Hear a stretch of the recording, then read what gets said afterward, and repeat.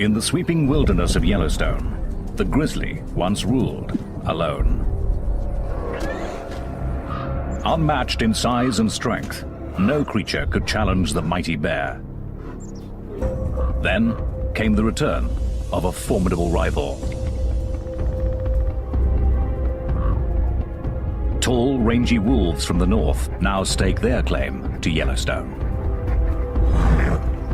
And somewhere in the backcountry, an epic battle unfolds. It's a clash of wills and opposing skills that echoes all through Yellowstone.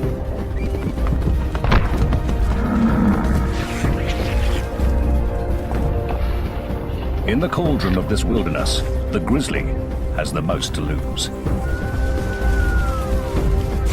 Will wolves be the new masters of Yellowstone? Or can the grizzly keep its kingdom and emerge the victor?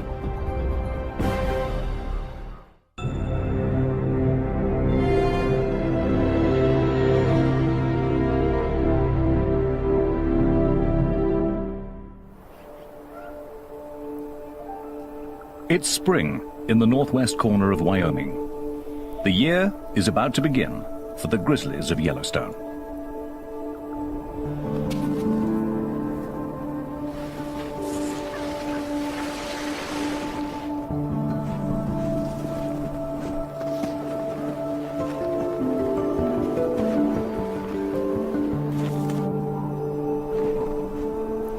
By early March, bears begin to emerge from their long winter's nap.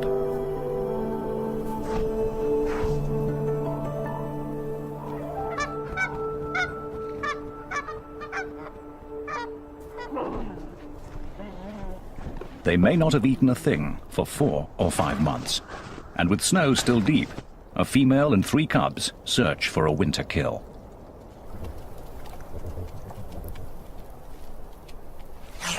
Otters have been out all winter, slipping and sliding between streams, looking for patches of open water.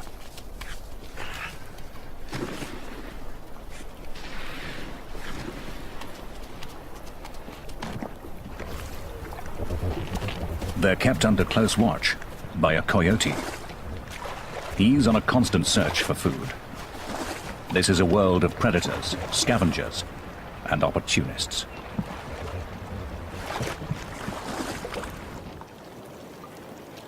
In the thawing surface layer of ice, the grizzlies find a strange windfall. Entombed in the ice all winter, frozen fish are the first banquet of the year for the bears.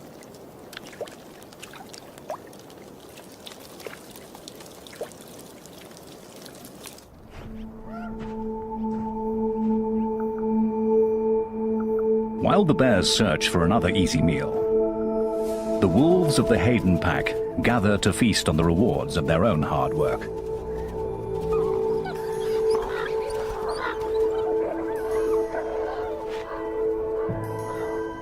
But a bold young bear has found their carcass, and a grizzly is accustomed to taking what he wants.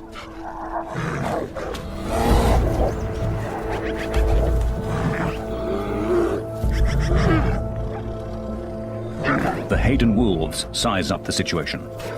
The pack is 9 wolves strong, and this is not the largest of bears. He's tried to bury the carcass and defends it from the center of his earthworks.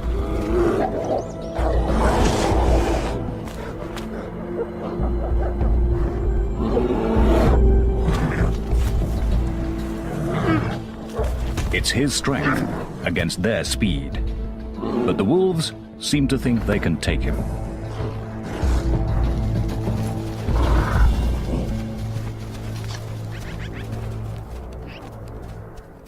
The Haydens prove to be more than the young bear can handle. This time.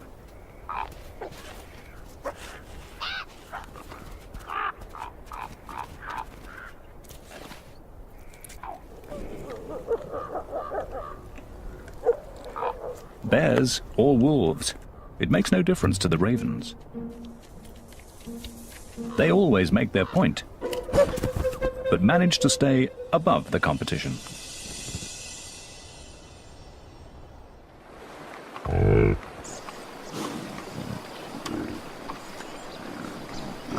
Bison will face both wolves and bears over the course of their lives. But the first challenge for newborn calves is just keeping up with their mothers. They're on their way to summer pastures, and for the calves, it's sink or swim.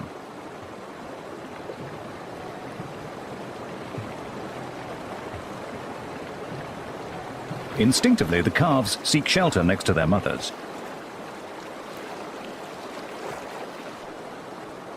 But the waters are cold and fast. Too fast for the tiny calves. One has been swept into a logjam and is in real trouble.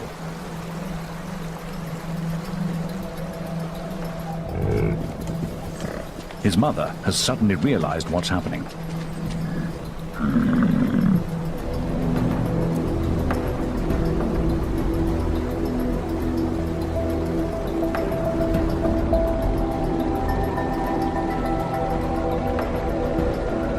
The calf breaks free, but is not out of danger.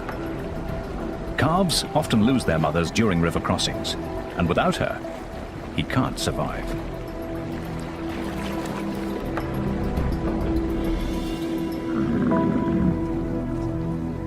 This calf is a lucky one.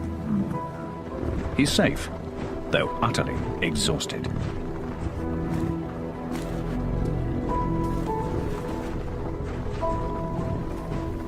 The Yellowstone River was just one of the first of many perils to come. A grizzly is following behind them, and for the bear, it's hunting season.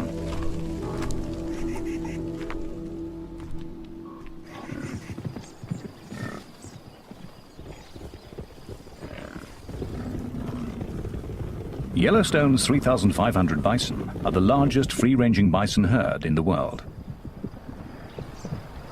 As they gather on the greening meadows of Hayden Valley, the old frontier looks very much alive. It's a scene one old grizzly has witnessed many times.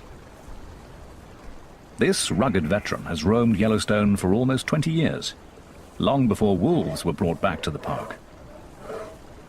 He is bear number 211, known to bear watchers as Scarface. In his youth, he hunted bison in this great valley. Now, he leaves such high-risk work to a younger generation.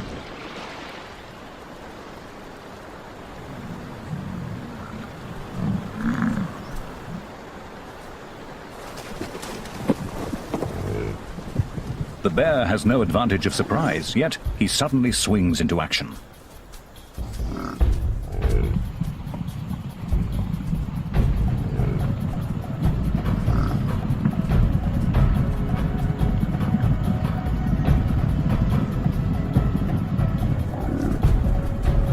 The chase is just youthful exuberance. There's not much hope of success.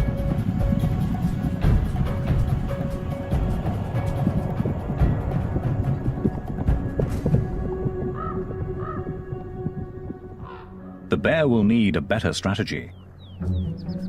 But a truly devious plan is a coyote's speciality. He's so small, no one takes him seriously. He tests a calf. This one's big and strong.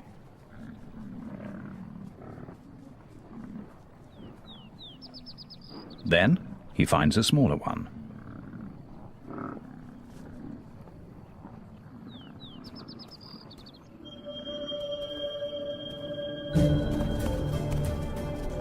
He pretends to play, but this is no game. If the coyote can coax the calf off by itself, he has every intention of killing it. Just one bite could cripple the calf.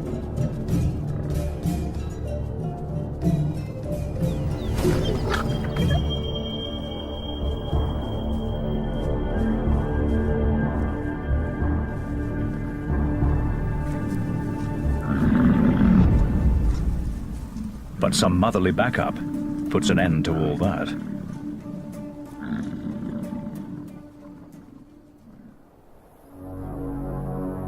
Another grizzly is on the calving grounds.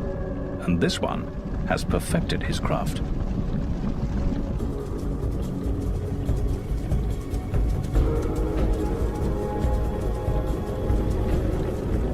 The grizzly uses his top speed of 56 kilometers per hour to separate a calf from its mother. And though the bison weighs twice as much as the bear, she's young and undone by the grizzly's aggression.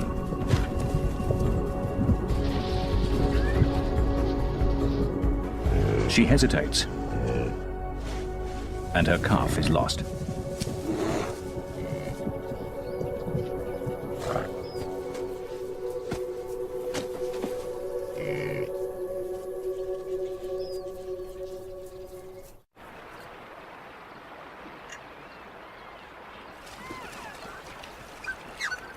For hunters and hunted alike, each encounter in Yellowstone presents a critical choice.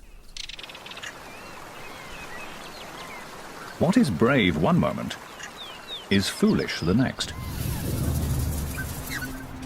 To fight or to flee, all of life hangs on the decision.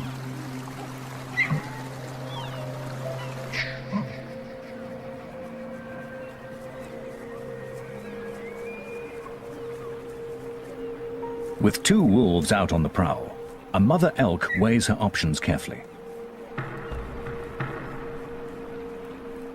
The wolves have seen her, but not her calf. It's too young to outrun the wolves. Its only defense is to hide and keep completely still.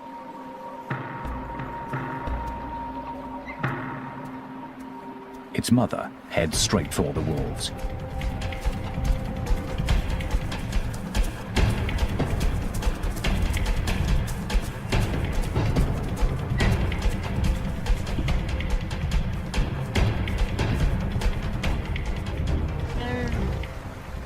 Her purpose is to distract them, to keep their attention entirely on her.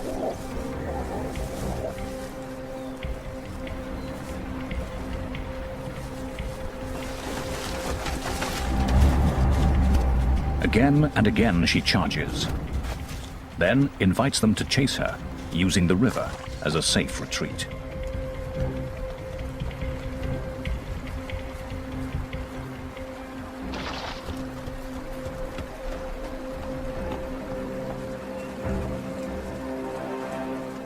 She can play this game against two wolves, but she would never attempt this with an entire wolf pack.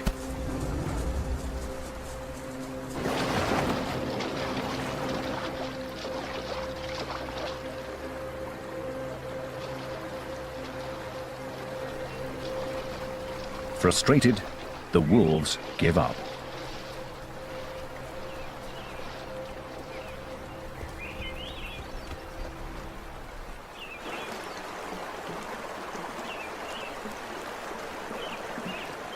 The calf owes its life to the tactics and the courage of its mother.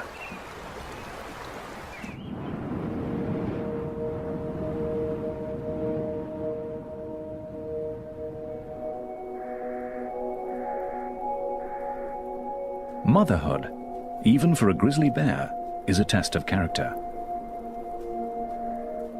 It's June, and a spring snow squall has kicked up, but the bear and her cub are confronting more than just the weather.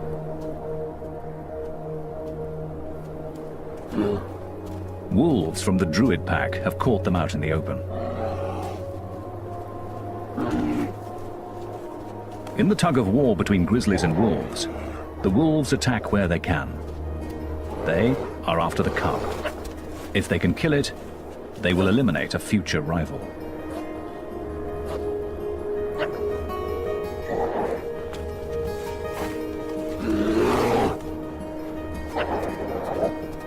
She's not a big bear, but she stands her ground. The wolves won't risk an injury.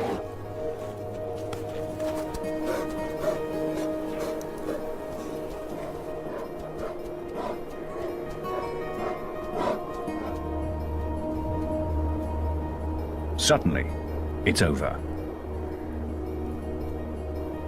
The wolves make a decision, and the bears are free to go.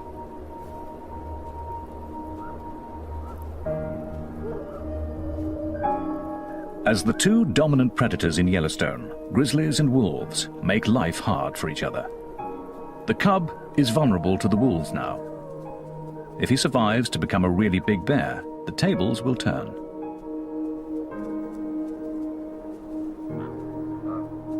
But he'll be a cub for a long time yet, and growing up is a full-time job.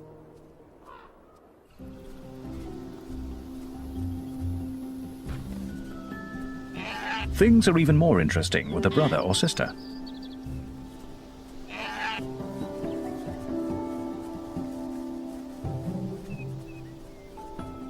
Cubs can turn anything into a toy.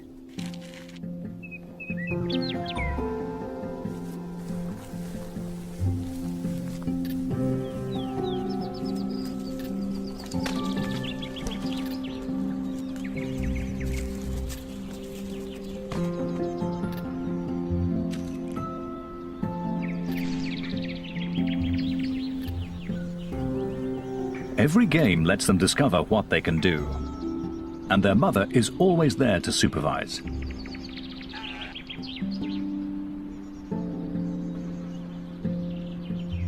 For grizzlies, these are the days of family life.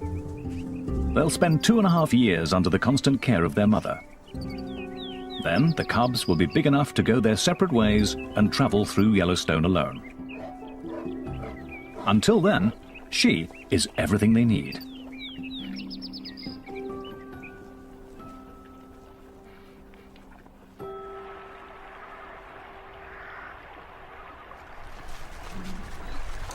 A wolf's lifestyle couldn't be more different. Wolf pups are used to large families. There are 5 pups in the average litter. At 1 month old, they begin to venture away from the den.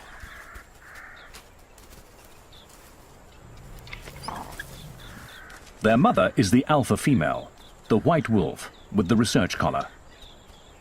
But they have other guardians too. Older brothers and sisters, aunts and uncles. A member of the family is always in attendance. This show was created for you and your family to watch together. Welcome to Nat Geo Wild.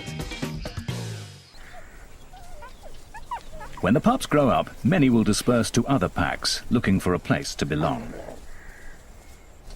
Wolves will always be drawn to each other's company.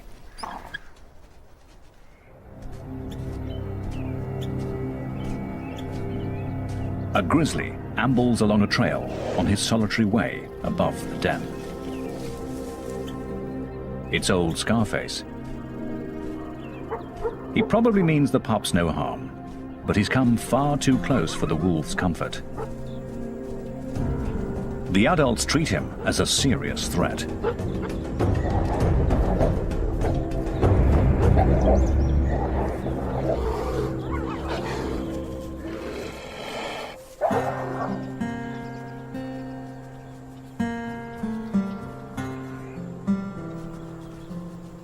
It's the pups' first encounter with a bear, and their elders have shown them something valuable. Together, they can challenge a grizzly and defeat it. As for Scarface, he hasn't lived this long without knowing how to avoid real conflict.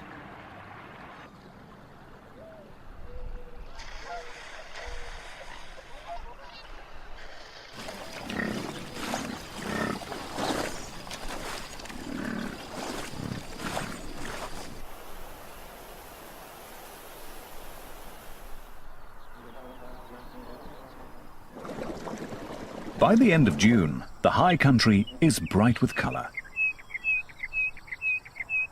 Summer residents are settling in. They're claiming territories, building homes, finding partners.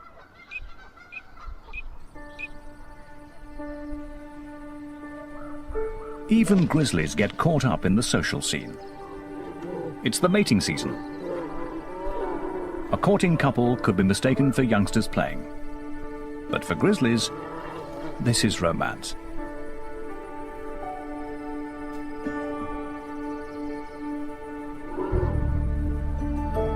Once she has accepted him, They will wrestle and play and mate many times, staying together for 10 days or so.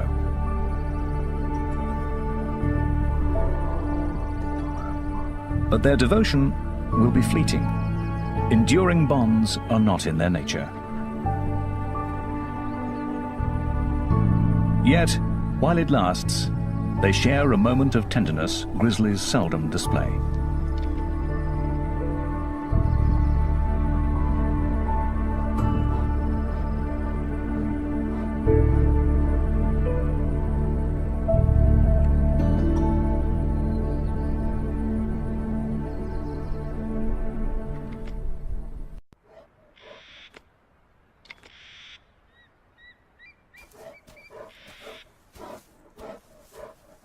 For the Grizzlies, this year's battle for Yellowstone is coming to a close. It's beginning to snow. One by one, the bears retreat to their dens. Winter settles in.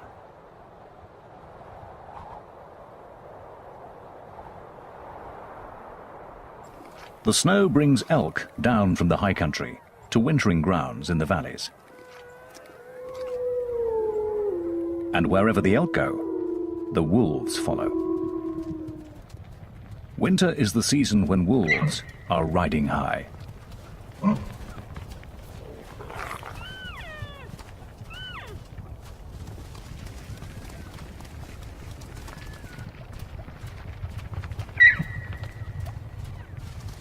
Severe conditions always work in their favor, wearing down their prey. The deeper the snow, the better the hunting.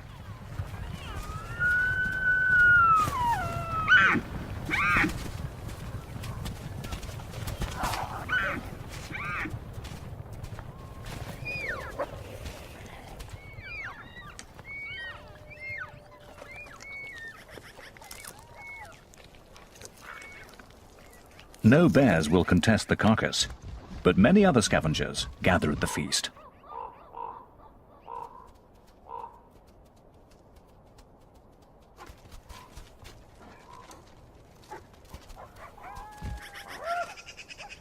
Eagles, ravens, magpies and coyotes are uninvited guests at every kill. Though wolves have the undisputed upper hand, they make the long winter easier for all these other carnivores.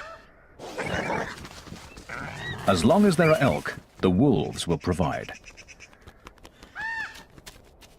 But all these hungry scavengers steal so much meat that they may be one reason why the wolves form packs, to protect their own share of the kill.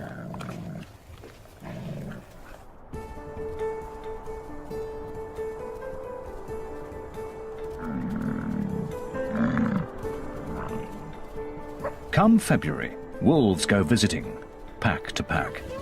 Now is their season for courting and mating.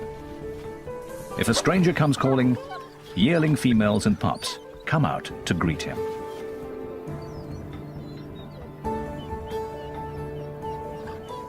He'll please them all if he can, but what he's really after is a willing partner and a private rendezvous.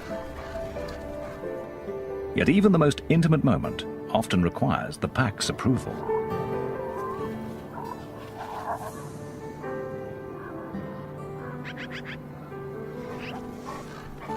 The alpha pair that leads the pack may share a bond that lasts for life. But all this togetherness comes down to just one thing. Wolves need each other.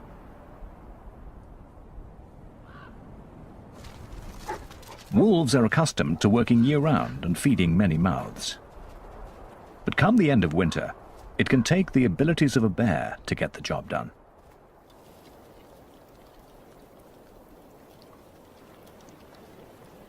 As the ice begins to thaw, a frozen pond becomes treacherous. Solid one moment, soft the next. A wolf has discovered its most recent victim. The wolves weigh about 45 kilos and cannot trust the ice to hold them. They can see the carcass and would take the hand out, but it just isn't worth the risk. As the pond continues to freeze and thaw, coyotes venture onto the ice. At 14 kilos, they are light enough to cross it, but not strong enough to move the carcass.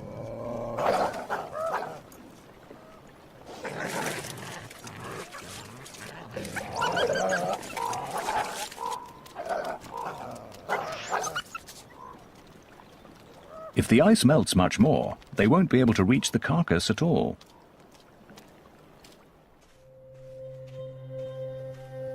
For once, a grizzly, fresh from his den, arrives as something of a hero.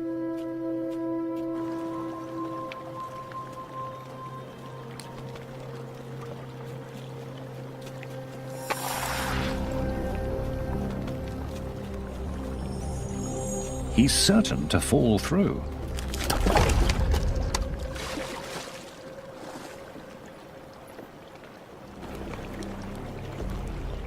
But his massive strength will come to the rescue.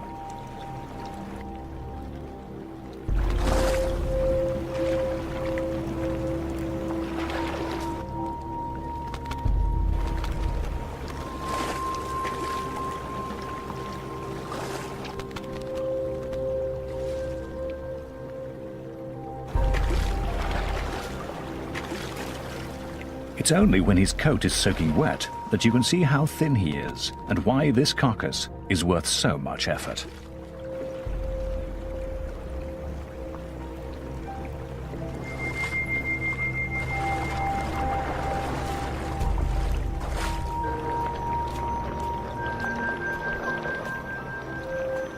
As the bear reaches shore with the prize, even the ravens can appreciate his labors.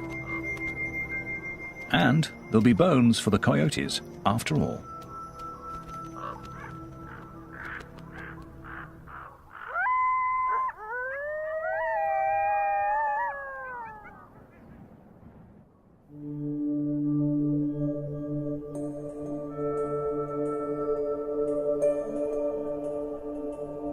Dawn sends an eerie smoke through the remains of a forest fire. It's moisture vaporizing from the blackened trunks as they warm up in the sun.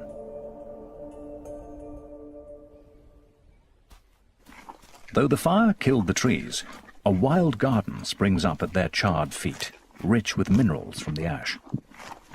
Grizzlies seek out this fresh, nutritious salad.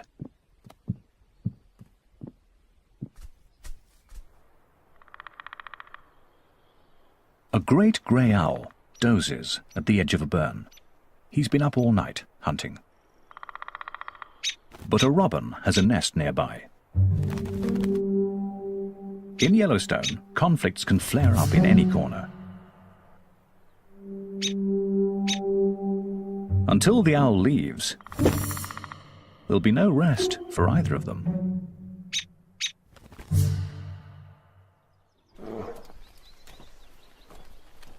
A grizzly has come to the recovering burn to feast on daisies, asters, fireweed, and cow parsnip, teaching her yearling cub that this is a good place to forage. A cub has to learn a great variety of plants and where to find them at what time of year.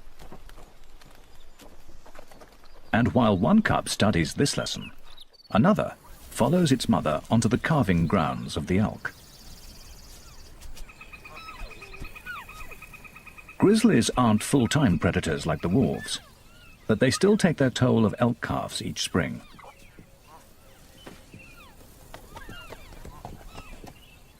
The bear moves through the grass with a purpose. She relies on her nose, testing the air and searching the ground for the scent of elk. It's all her tiny cub can do to keep up.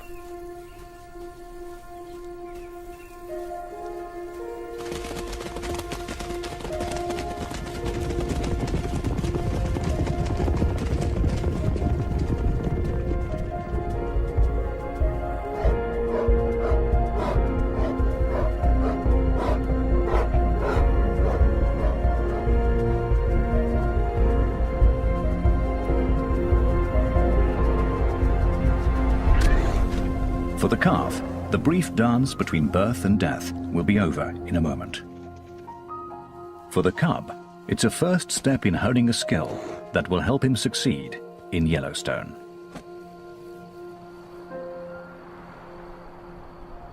Yet bears have many ways to make a living.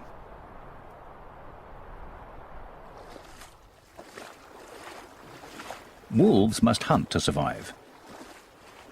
But a grizzly's life is full of choice.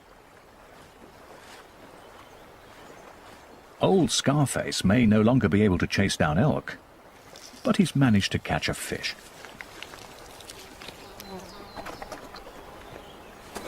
And as he wanders his range, there will be mushrooms and dandelions, ants and earthworms, biscuit root and berries to harvest.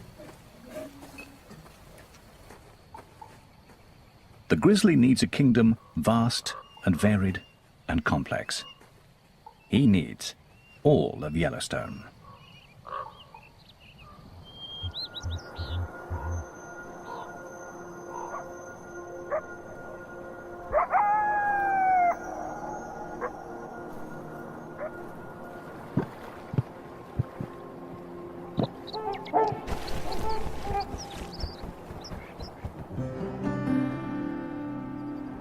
In this cauldron of competition and conflict, a grizzly sometimes gets to relax.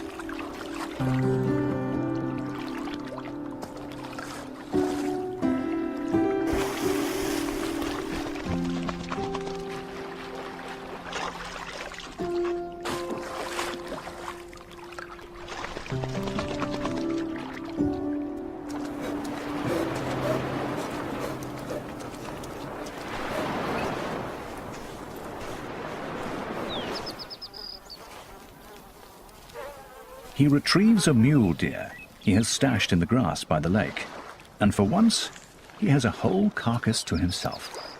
Well, almost.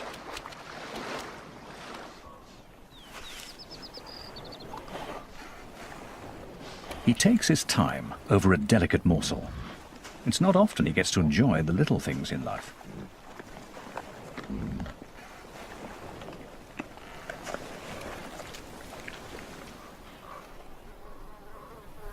Then, after lunch, a nap.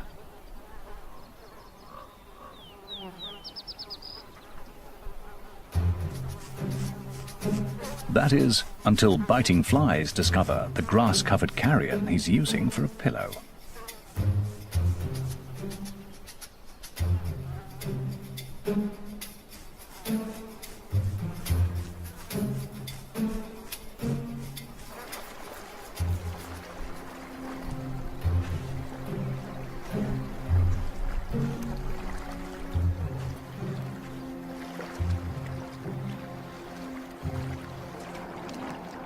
He retreats to the cool waters for some sweet relief.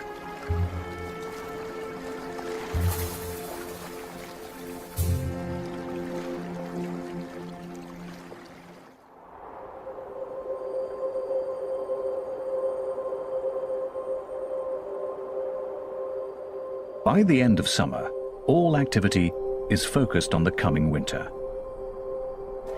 Grizzlies head up high for the most important harvest of the year.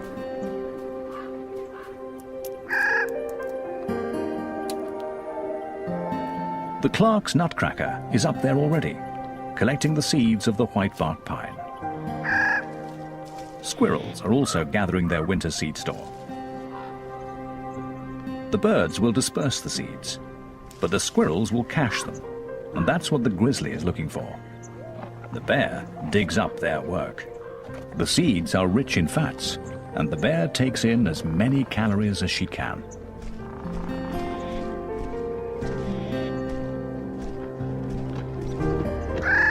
These seeds are crucial to grizzlies, but the cones don't fall to the ground. Grizzlies often rely on someone else to climb up and harvest them. Black bears can make it almost to the top.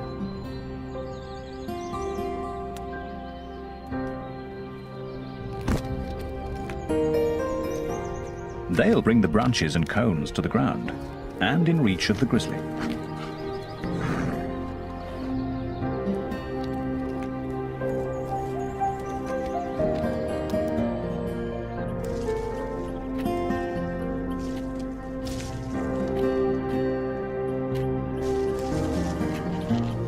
The mighty bear may be dominant among these many creatures, but she's also dependent on all their efforts.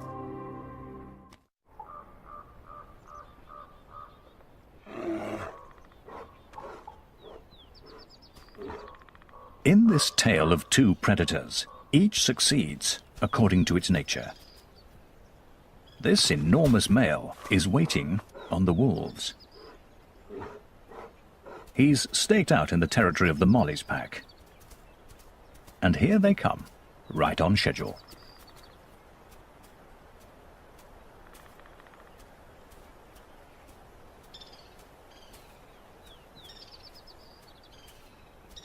Instead of starting some kind of fight, the grizzly tags along with the pack.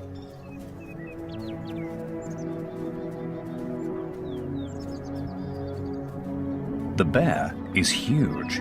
He looks to be almost 300 kilos, and the wolves seem resigned to his presence.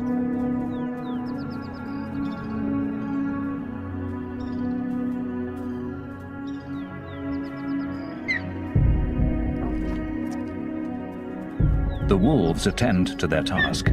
They're here to hunt.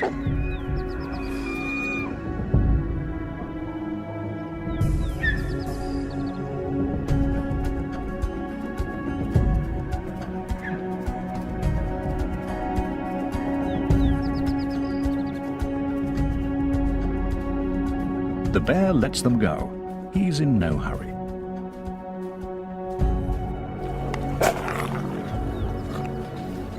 But as soon as the wolves have accomplished a kill, he's suddenly quick on the scene.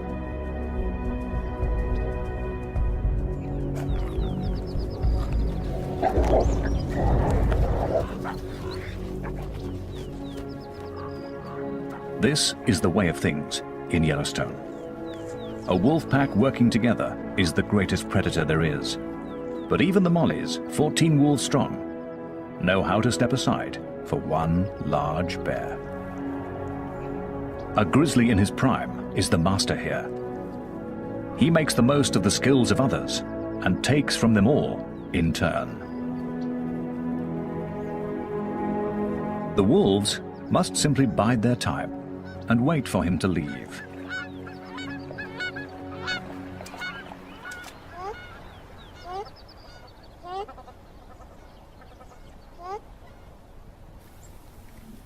Old Scarface is past challenging a wolf pack.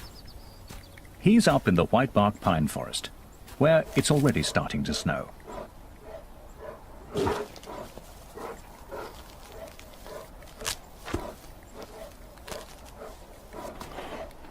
Winter is closing in. The pine seeds are all but gone.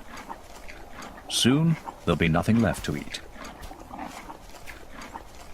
Slowly, limping now with age and effort, he makes the climb up the snowy slope.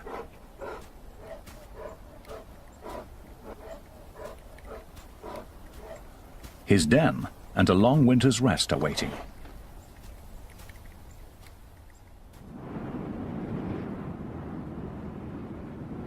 By the end of November, the Grizzlies of Yellowstone have gone to bed.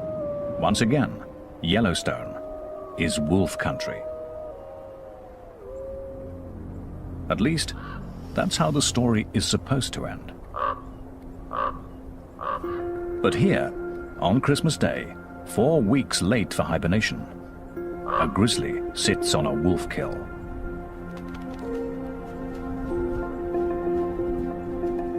Is this the start of something new?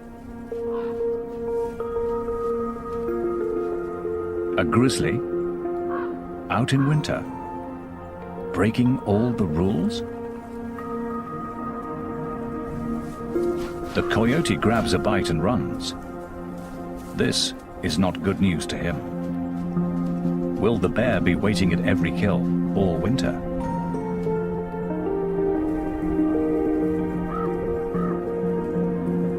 The bear is wide awake